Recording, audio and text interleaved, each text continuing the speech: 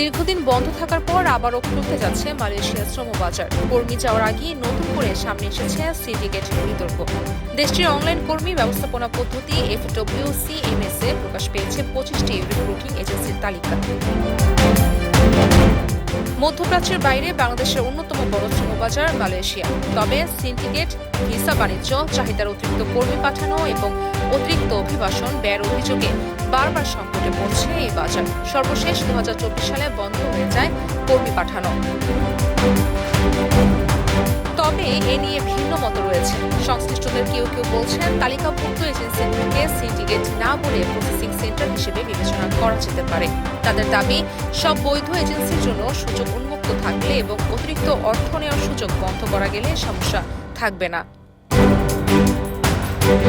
এদিকে প্রবাসী কল্যাণমন্ত্রী জানিয়েছেন 25 এজেন্সির বিষয়ে মালয়েশিয়ার সরকার এখনও আনুষ্ঠানিকভাবে কিছু জানায়নি।